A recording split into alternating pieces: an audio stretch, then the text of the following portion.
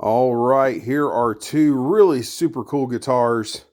But before we get started, make sure you subscribe. Make sure you like the video if you dig it, and check out my other videos. Share some on Facebook if you like. Got a lot of guitar videos on here. And this is a beautiful pair of ESP LTD James Hetfield Trucksters. Actually, this is the Truckster, and this is called the Black Truckster. And there is actually a huge difference between these two guitars. One thing that I want to go ahead and get off the bat is there's not a lot of videos here on YouTube about these guitars.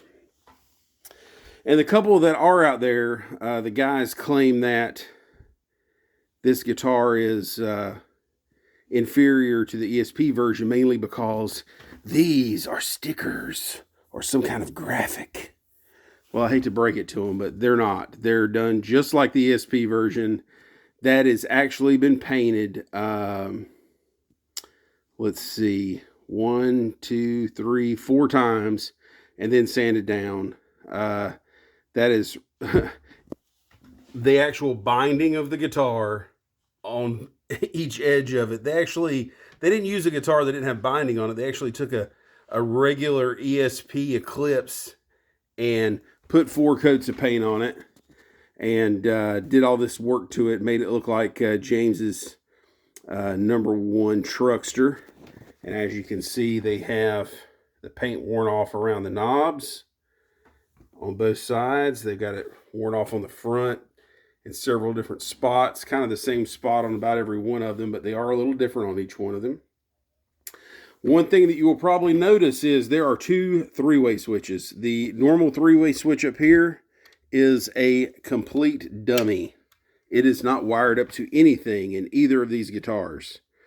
The actual switch is down here, and this is the volume, and this is the tone, and this is a dummy knob. So you've got a dummy knob and a dummy switch on the guitar. It's kind of a waste of money, but you know, if it was me, I would probably just lift the holes in it. I think it would look cooler that way. But so this gray one is the original Truckster, and it came out like in the 2000s, and I think this might be like a 2004 maybe. I'm not sure about the year, but I know it's in the 2000s.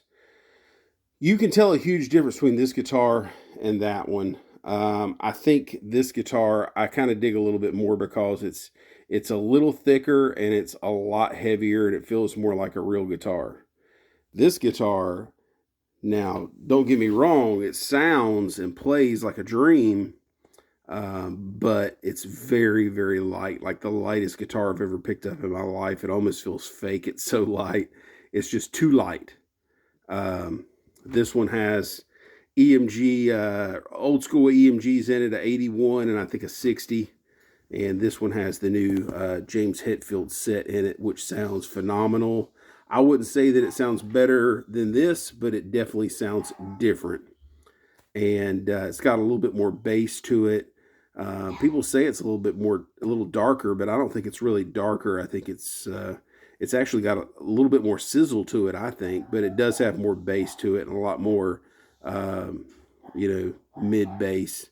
Sorry, my dogs are barking in the background. They just came inside, and they probably hear me up here talking and think I'm some weirdo. But anyway, there you go.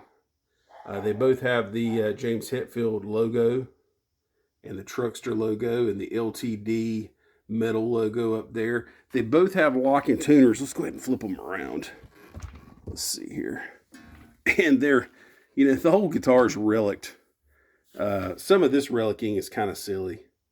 It's just got a bunch of scratches. I think that's supposed to look like belt buckle rash.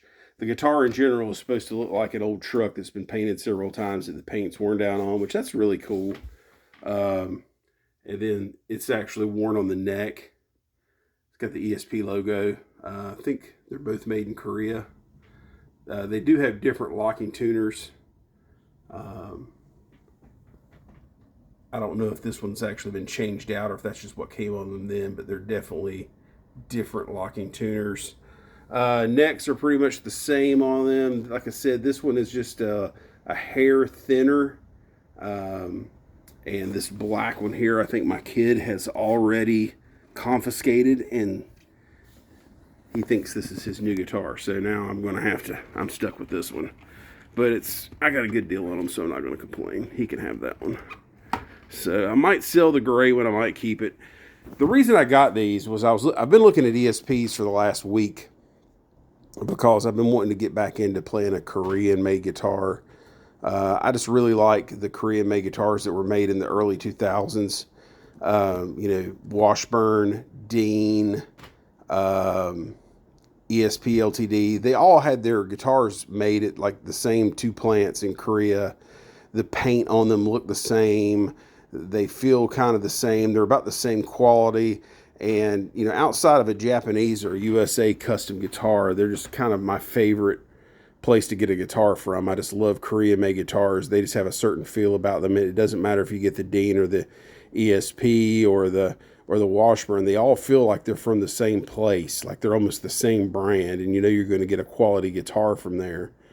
So I was looking around at these ESP LTDs, and one of these popped up, so I grabbed it real quick. Didn't even have pictures of it up yet.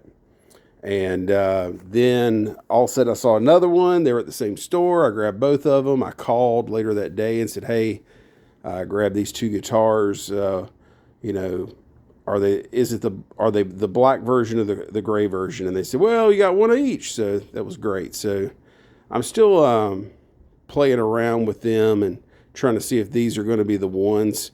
The bad news is I bought a Paul Stanley Washburn that's made in Korea that I think is my new favorite. So, when you come home from work and I grab that guitar, that means that this guy right here is just sitting there. And I also have another guitar that I'm going to make a video on. It's my Epiphone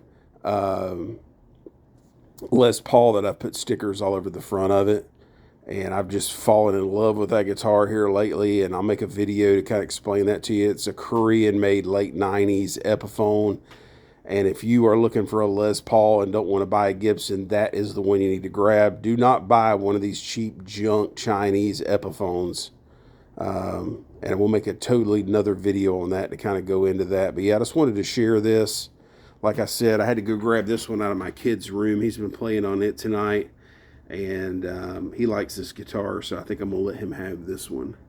The other cool thing about this black guitar here is it's got crazy low action. It's very easy to play. So with him being a young 13-year-old kid, it makes life a lot easier when you're learning how to play guitar, when you've got a really great quality guitar with low action. You're not having to push the strings so hard. I get people hit me up all the time saying their kids learning how to play guitar, and it's tearing up their fingers. And my answer is always the same thing. They're pushing the string too hard. And whether that be this guitar is not set up good or properly, or they're just pushing so hard because they think they need to. So that's rule number one when you're showing a kid how to play guitar.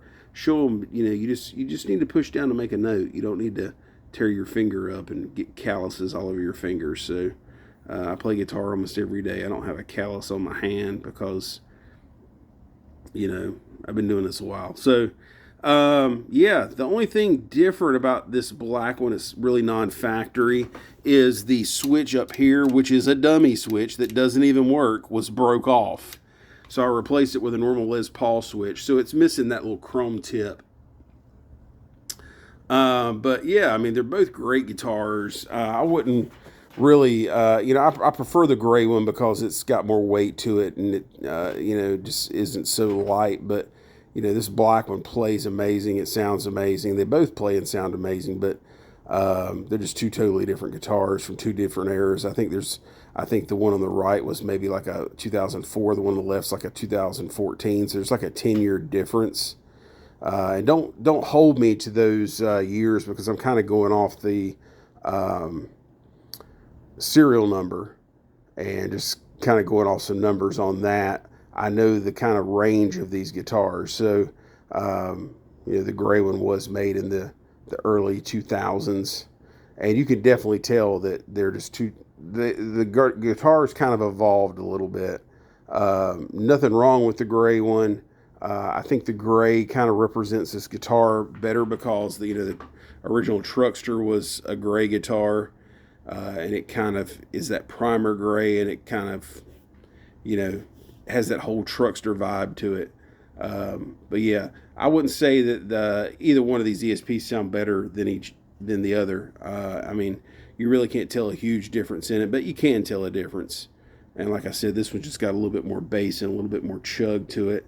But they both sound great. They both play great. Really cool to have them, and I might hold on to both of them. I don't know.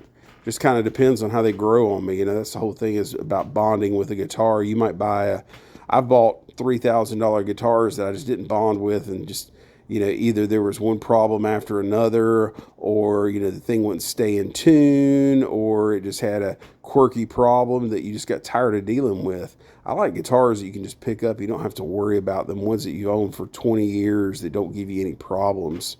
That's what I like. So hope you guys enjoyed the video. Got kind of long-winded on this one. But yeah, I'm really digging these guitars. Looking forward to playing them in the future. Like I said, make sure that you subscribe.